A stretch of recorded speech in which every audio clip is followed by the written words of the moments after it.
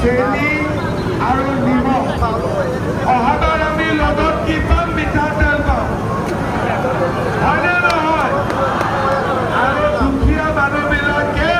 100 টকাও দিব নালাগে বিনা পইচাত পাই যাব বিজেপি চৰকাৰ আমাক লাগিব নে নালাগিব পাক্কা লাগিব সকলোৱে বিজেপিক ভোট দিব তেতিয়াহ'লে মোৰ লগত সকলোৱে কওক ভাৰত মাতা কি